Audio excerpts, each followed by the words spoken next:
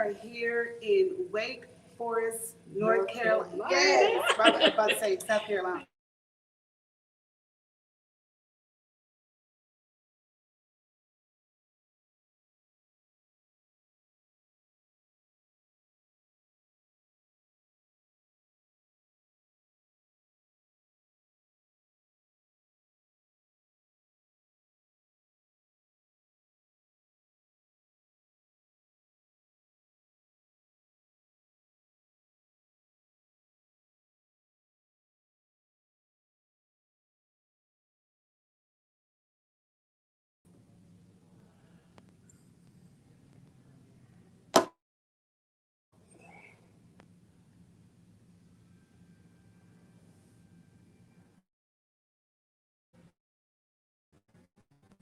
You should pop back in. You We're kind back of in. Are we back in? Yeah. Or no? yes. Okay. So we're gonna talk until we go out again, and then if we Yeah, can't, in and out. well, But keep going. if we can't get the Wi-Fi to stay up, then we will just catch you guys on next Wednesday, or we'll try to go live from another device or some kind of way. But anyway, so happy Wednesday. Go ahead and tag. You know, we're trying to get these numbers up, even though our connection is very horrible. We're still trying to get our numbers up. Brother Jimmy, if you're still in here, your class is on Monday. This is Women's Wednesday. So meet Pastor on Monday, either virtual or you can meet him at the church on Monday at 7 p.m. 7 p.m. for the men. So again, we're finishing up our reset. First we talked about reset your connection. The second week we talked about resetting your commitment. And then today we're going to talk about resetting your courage. All right. So I'm going to give you guys a couple of seconds to go ahead, tag away, tag. We need to get the numbers up. We need to be 60 strong. Okay. 60 strong on tonight because Pastor and the men have been killing it. They've gone from like 9 men to 13 up to 20. And we are so excited because we as women, God is women, we want the men to lead us. And we're excited about the men rising up in great numbers so that they can lead, us. So we're praying that the men will come on up.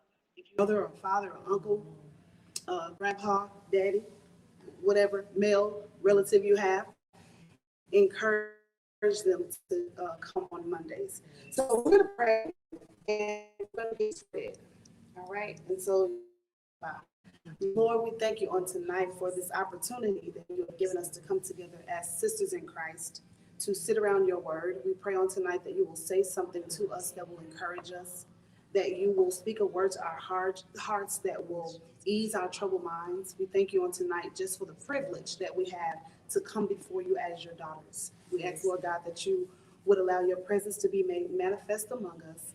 Get your glory out of everything we do and we say. In Jesus' name, amen. All right, sis. Looks like we're still stuck. Um, are we, Pastor? Audio is working though. Okay, so y'all know we got our pastor here in the chat.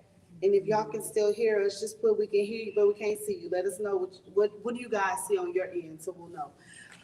So tonight we're going to talk about resetting your courage.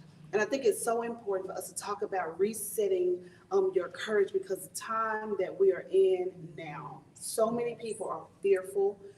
So many people are anxious. So many people are worried about what the future holds. And because of that anxiety, because of that worry, because of that fear, they're allowing that to stop them from doing what God has called them to do.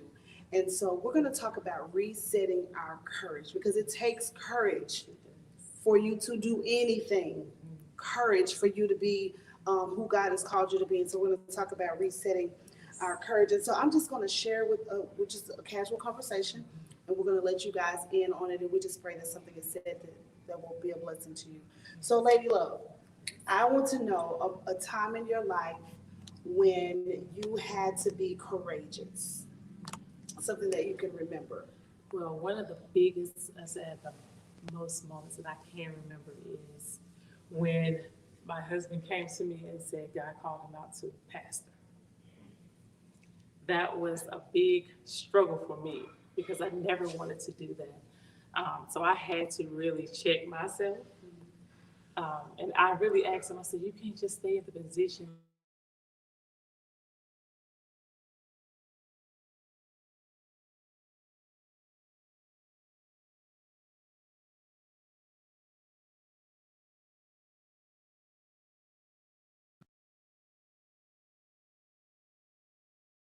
Get into it. Yeah. So building from the ground was like a big struggle, and to see the ups and downs of ministry. But now I have accepted it, and we're rolling with the wind. Yeah. So wow, that was one of my biggest. So how did give us some of the nuggets or some of the things that you did to be courageous during that time, so that you could be who God has called you to be. So for one, we reached out to, well, after a while, we were in ministry for maybe 2 years, maybe about a year and a half. And we were, really praying that God would give us somebody in our life to help mentor us. So when we first met you all, following you all, we're not going to go the whole story, but it was divine. It was a connection. So helping and listening to you and getting guidance from you all, it really helped me come out of my shell. Look at you today. And be more courageous. And even like going back to the scripture when we talked about Moses, because I really felt like I couldn't talk in front of people. I don't know what to say or how to respond, but just getting that guidance and having a mentorship with you all really helped me to develop me. I'm not there where I want to be yet, but I'm getting there. Yeah, and that's the good part about it, is that you're moving in that direction. Yes. So for me, one of the times when I had to be courageous that I can remember was when I had to sing at Woman Thou Art Loose. It was a huge stage, a huge opportunity, like thousands of people. It was Bishop T.D. Jakes, like what? Bishop T.D. Jakes. So I was on the stage alone, and everybody who knows us knows that my husband and I minister together, but this time I was standing alone, and it took so much courage. And what I love about courage, I think that people misunderstand what courage means. Courage is not the absence of fear. It doesn't mean that you are fearless. It just means that I may be afraid, but there's something in me. There's enough, enough in me for me to just do it afraid. And so that was the moment when I had to really be courageous, was when I had to stand on that stage by myself. And as nervous as I was, it was, listen, I'm going to just have to go with God and trust. And what I love about God is his grace is sufficient. So his grace will make up the difference. Where I lack and where I fall short and what I can't accomplish, the grace of God makes up the difference. And so I've had many courageous moments, but that is one that really I remember, so we all have to be courageous. So let's talk about maybe a story in the Bible, like that you recall whenever you're trying to, get this courage. Like, is there a story in the Bible that you go to? As I mentioned, Moses, because like I said, I have trouble speaking in front of people. I don't feel like I have the right words, or I can't come up with the right words. I think a lot of time before I was comparing myself to others, because it just flow. It could just flow easily, and that was one of the excuses or one of the things that Moses said. No, I can't do this, God. I'm not eloquent. My words are not eloquent. I don't feel like I can do this. And so he, and God was like, he kept on going back and forth with God, and God was like, who made the mouth? Who made the tongue? I can open up the mouth to speak. So you just go. Just go.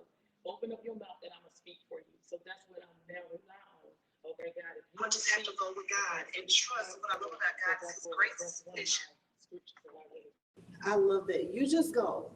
Like, that's one thing that should help us to be courageous, is if the Lord gave you something to do, you just go. Like I said, his grace will make up the difference. So if you go and make the first step, it's up to him. The thing is, we send ourselves a lot of times. And so when we send ourselves, you ain't got no backup.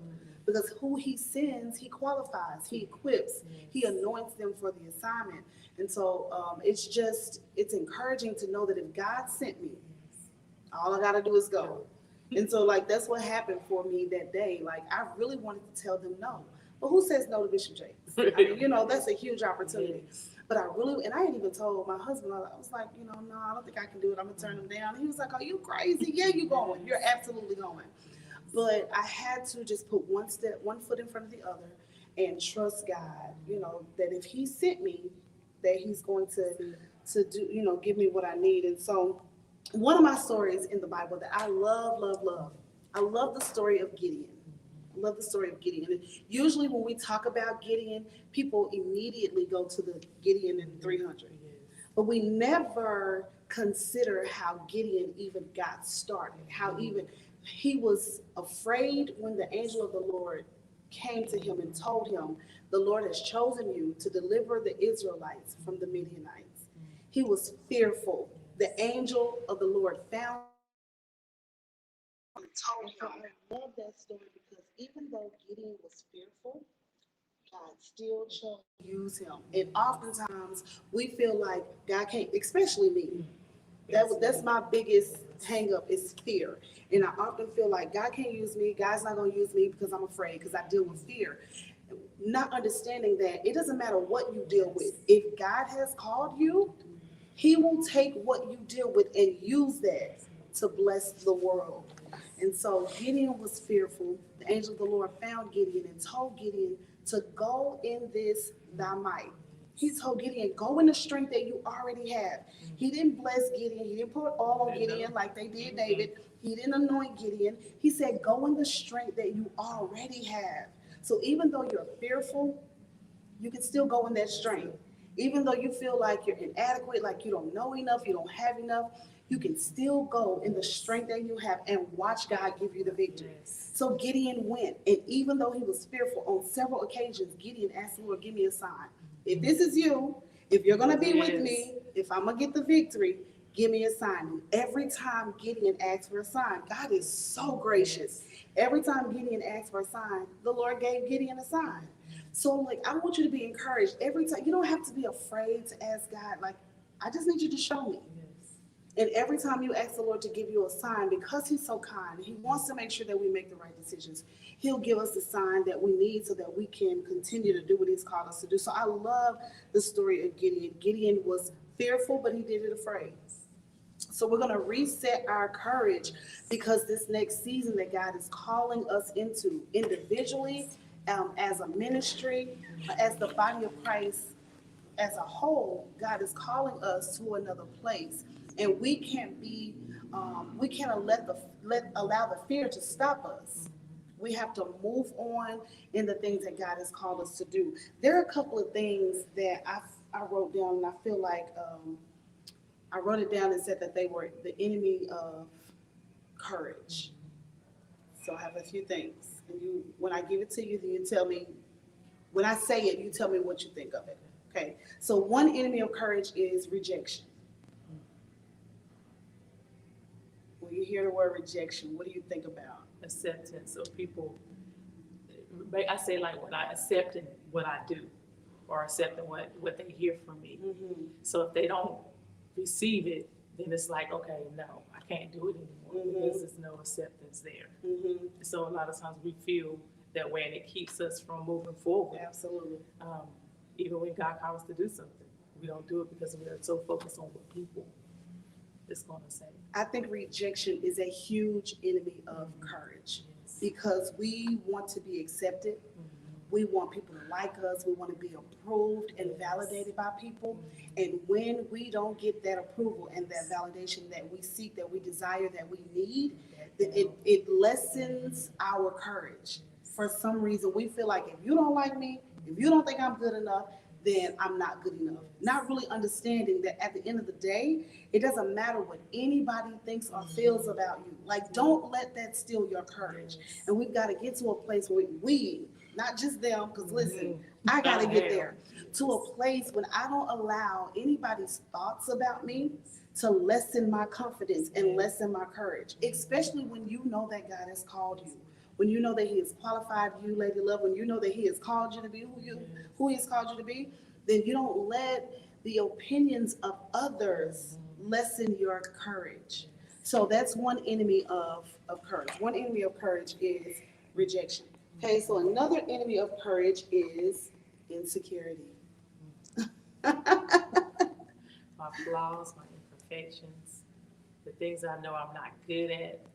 So therefore, I may try to make that step, but because I see all of those imperfections or insecurities, I back up, so I don't move forward. Absolutely. So, yeah, So insecurities for me, so the definition of insecurity is a feeling of inadequacy and uncertainty.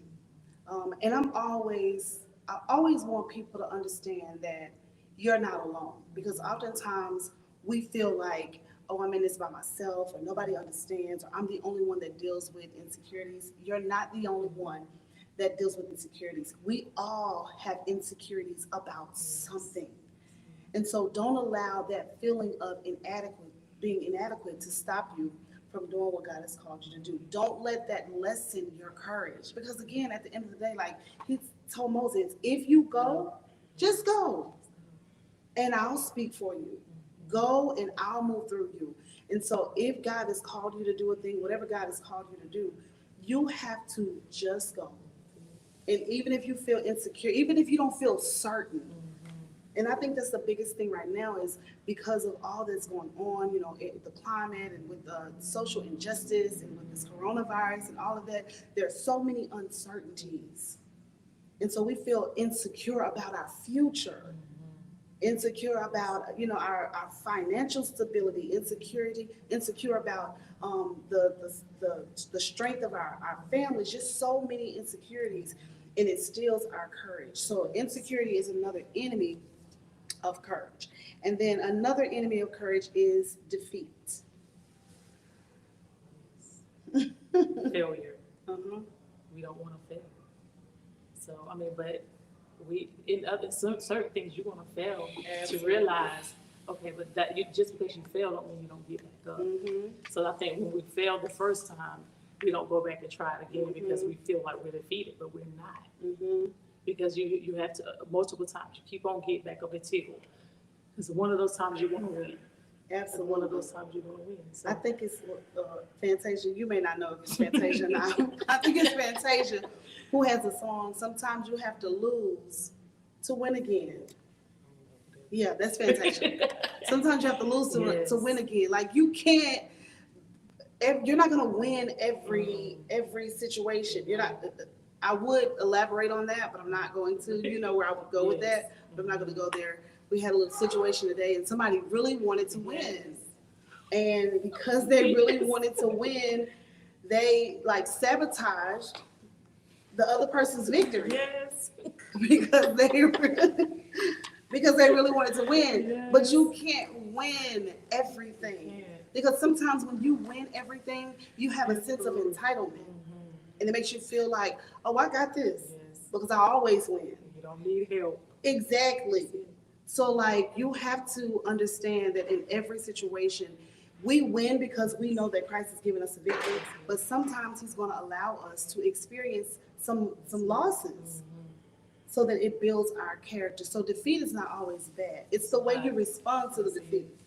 It's the way you handle the defeat. So those were a couple of words that came to mind. So when you think about enemies of courage, what are some other things that come to mind? I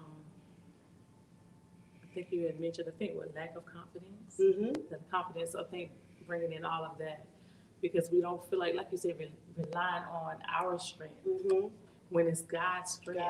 Because He already knew when He formed us and made us and created us in our mother's belly. He knew all of that.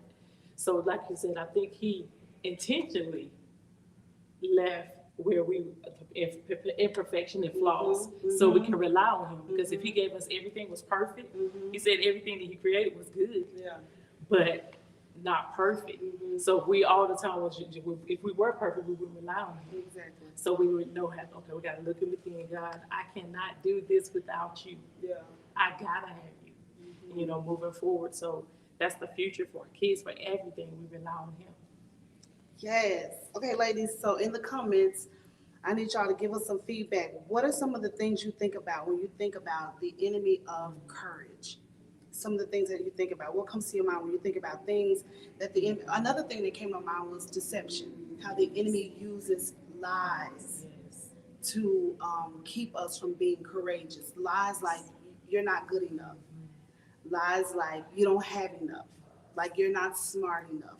Like no one will ever want you. No, you'll never be married. You'll never have children.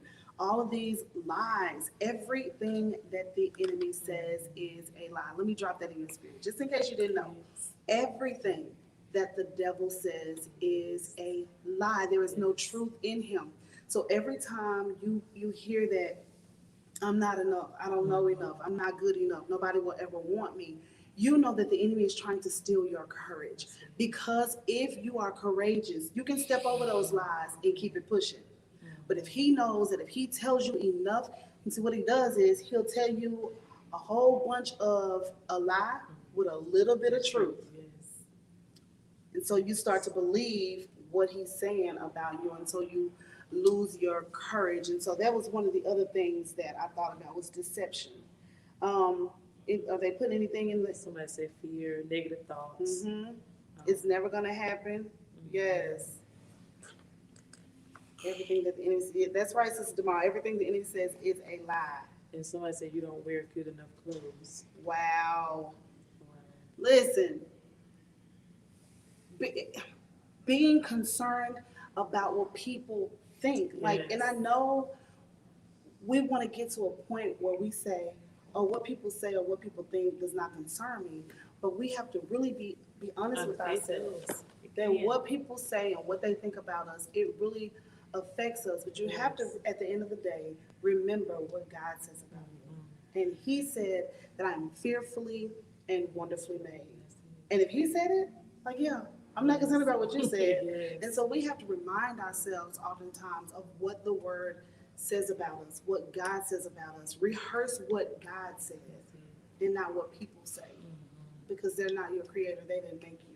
They don't have the final say. So we got anybody else saying something? You can't do that. I guess it's too late. Mm-hmm. You waited too long. Yes. Yes. What else do we have? Pastor, we have Pastor and Pastor Love here with us. Yes. He's saying no. Why would you do that? Yes. Trying to open it back up my what else do we have here? Courage is mental and moral strength to venture, persevere, and withstand danger, fear, or difficulty. So again, we talked about how courage is not the absence of fear. It's just doing whatever it is, whatever you're fearful of, it's doing it anyway. That's it. Pastor, you're not coming to help me? No? And I think sometimes courage means just making that first step. If we can just make that first step, then once we make that first step, it's like all behind us. But as the enemy gets us and places all the way up to that first step, he messes mentally with us. And so, but if we could just say, you know what, let me just step out and do it. And it's like the pressure, the load, it's just, you feel so much better. Right. And I can say that for me because, different things that I know I have coming up in the future. And I mean, how many times have the enemy played with my mind and said, why did I say I could do that? Listen. Or why did I say I'm going to do this? And they always bring me back because I said to do it. And when I put my seal on it, then everything that you're trying to worry about, trying to plan, it said plan, but I'll make your way. I'll order the steps. So I'm planning, but God is like, when I get there, everything is already structured and laid out. So it's just a matter of fact, just make that first step and just do what God tells us to do. Yeah. So listen, do you think a little bit of that is, this may be a hard question. And this is a question I'm asking the both of us. Do you think that a little bit of that is pride? You want me to answer first? Yes. I think it is. Okay. I think that when we're so concerned about how we're gonna look, Okay, and yes. so concerned about how people are gonna perceive us. Like whatever I do, I want how people gonna think, what they gonna think about it. How am I gonna look? I want to look good. I want to make sure my name is, although it's not intentional, but I think that if we're not careful, and that's why I'm always praying, Lord, any area of pride in me, like get it out, deal with it. Because if we're not careful, it may start into a little seed, and then it grows. Because and this is something that Pastor Denise always tells me, if God gave you something to do, do it. It's not your business to be concerned about how it's going to look. It's his assignment that he gave you. It's his name. It's his work. These are his people. So we shouldn't be concerned. And although we are, because we're human, but I think at the end of the day, that should be something that we're mindful of. That it's a little bit of that is pride, because I want to look good. Right. But if I have to look, don't take it literally. But if you have to look stupid in order for God to look good, you may think it looks stupid, but if he gets the glory out of it, it's all about him. So I think a little bit of that can be pride. But could that be a good thing in a sense? I don't know. That's something we have to. So when the story of Gideon and Moses, when he's saying he knew how he was going to sound in the ears of the people, so he said, I'm not eloquent. So could that be like a sense of pride because he didn't want to deliver God's people? I don't know. I think whenever we're concerned again about how we sound, how we look, how we feel, if it's going to make sense, if it's going to make me, put me in a negative light, then I think that a little bit of that because I think, like, I don't know, I could be wrong. I'm not a Bible scholar. The Bible scholars are sitting here looking at us. They're not trying to help us at all. But I think, like, there's nowhere in the Bible where Jesus said, how's it going to make me look? Every assignment, there's nowhere in the Bible where Jesus said, well, I'm worried about what they're going to say about me. Everything was pointing back to his Father. I'm doing the will of the Father, or my Father sent me, or whatever. It was never it was never how he was going to look or how he would be perceived. So I don't know. I just think that we have to be careful. Is that good? No? Did I say something wrong? So I just think that we just have to be careful to make sure that, and I'm saying we because I have that. Like, I'm so concerned about what are they going to say? How are they going to feel about me? Are they going to receive me? How's it going to make me look? When our focus should always be to make much of him. And even if it minimizes us and makes us look small, as long as it is magnifying and glorifying God, because he's the point. He is the point. We're never the point. It's never about us. And I think a lot of times, especially when we get into comparison and trying to compare ourselves to others, like that's a huge thing, that it makes us step outside of, do things that we wouldn't ordinarily do because we're trying to do what someone else does and we're trying to live up to their standard. And so I just think that, we should always be mindful of that spirit of pride and even fear. That's root, like pride is the root of fear, because what do you fear? At the end of the day, when you're fearful, what are you fearful of? You're fearful of something that could happen to you. So when you're at the core, then I think you have to be, and listen, I am the queen of fear. So like, I'm not preaching at y'all. I can tell you firsthand, and I know that's why I'm always saying, Lord, I don't want to be prideful.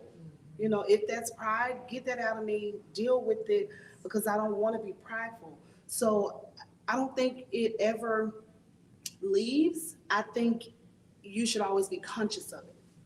You know what I'm saying? Like, I don't think you ever get to a place where you're like, oh, it's not about me. Oh, it's nothing is, where you're just not concerned about what people think. But when you keep that at the forefront of your mind and you're saying, Lord, I really want to please you. I really want this to be all about you. And in those moments when I start to want it to be about me, if you deal with that. And I think that's what God loves. I think that's what he can use is when we keep a heart that's broken before him, not just all haughty and high-minded, like, oh, just whatever, I'm human. But no, I'm human, but at the same time, Lord, when those things creep up, when that spirit of pride creeps up, show me, reveal it to me, help me to deal with it and not just overlook it and sweep it under the rug. So when we talk about courage, like there's so many things that we need courage for. Like somebody may be desiring to go back to school. It takes courage. So let's say this too. All fear is not pride, though. Okay. Some fear is really being afraid.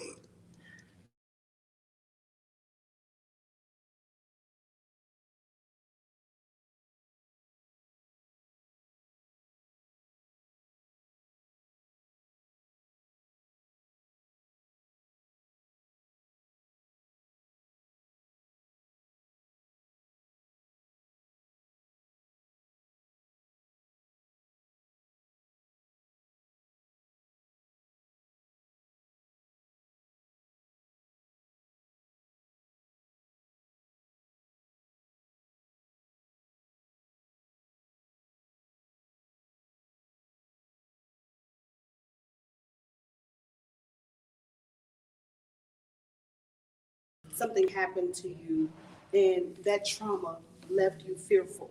That I'm not saying that kind of fear. That's why I But can't be in your class because it pops back on when you talk. I'm not saying that kind of fear, but when it's when you're fearful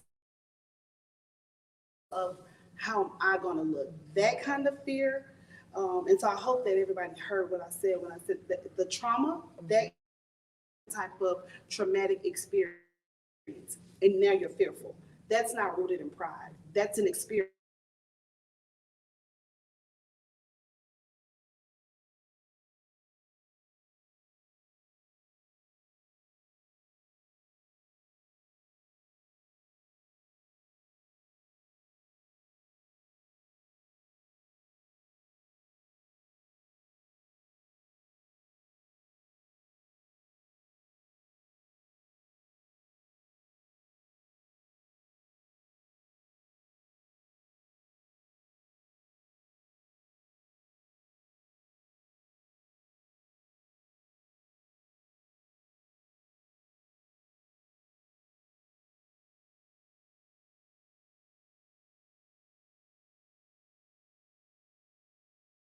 Up there, then we go back in. So you should be in. Now, Mm-hmm. all right.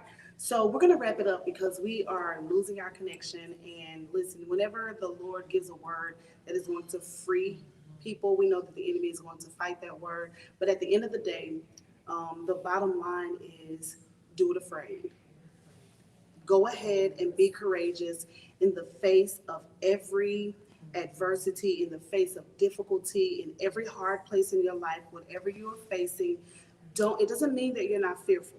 Courage is not the absence of fear. So don't wait until you feel like the fear is gone before you move, but move. Even if the fear has to move with you, even if fear is your partner in this season, move and do what God has called you to do. So we encourage you on tonight. We're getting ready to wrap it up, but before we do, we know that we have to sow on Wednesday, Women's Wednesday. So we want to make sure that you get your seeds together. I don't know if y'all heard what Pastor said because I see Sister Jamal put that in here. Let me clarify. When I said that fear is rooted in pride, not all fear, and I'm not sure if y'all heard this, but because the comment is there, I want to make sure I say this, that not all fear is rooted in pride. If you've gone through something traumatic, you've had some traumatic experience, and now you're fearful, that's different. But if your fear is because you're worried about what people are going to say, think about you, whatever opinion they're going to have of you, then you should search your heart and make sure that that's not pride. Okay, so I want to make sure that I clear that up. But we are going to go ahead and prepare our seed on tonight. You know that you can give via Givelify.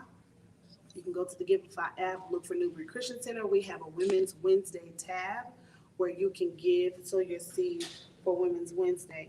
I think we're out again. But listen, I want to appreciate each and every one of y'all.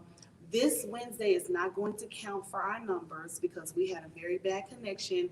So Pastor can't be trying to say the men slaughtered the women because our connection was horrible. So we're going to blame it on that. Hopefully you guys are giving. We'll give it up for our pastor. Thank you, Pastor, for trying to help us get this together. And Pastor Love is here trying to help us get things together. Well, I do want to say What would you like to say? I do want to say this does affect your numbers. It does not. I do want to say it does affect your numbers, but that's okay. Y'all did get up to 42, but it does affect your numbers. It was just so a poor connection. Yeah, poor connection has nothing to do with the participation. Yes, because people can't get on. No, people on the other side could get on. No. Yeah, I mean, they just, when they got on, they they come on probably. and they see that we're frozen, they just get off because they think like something's going on. Like now we're frozen. So when you log on, you figure, oh, the connection is bad, so I'm just log on. Amen. I'll just pray your strength in the Lord. Don't forget about the family outing that's coming up. Not the family outing. What's The Family Bowl. Sunday Fun Day. Sunday Fun Day. This Sunday. Is it this Sunday? No, 29th. The 29th, Sunday Fun Day. We're going bowling. Don't forget about that. You 4 can pay o'clock. your $13. It's at 4 p.m. You can pay your $13. We need them to do that by Sunday. Pay your $13 by Sunday via Givelify. It's $13 per person. So please, please, please make sure that you do that. Bowl. Come out and bowl. Game card. And pizza. Food, right, Yeah. right. So make sure you do that. Okay, ladies, we're going to get off because our connection is horrible. Excuse me. Y'all give it up for Lady Love. Let Thank Pastor you so Love say much. hello. Say Come on, hello, say hey, Pastor Love. How y'all doing? Good. It sounds like somebody pop on over there. Yes. So thank y'all so much. We'll see you guys on next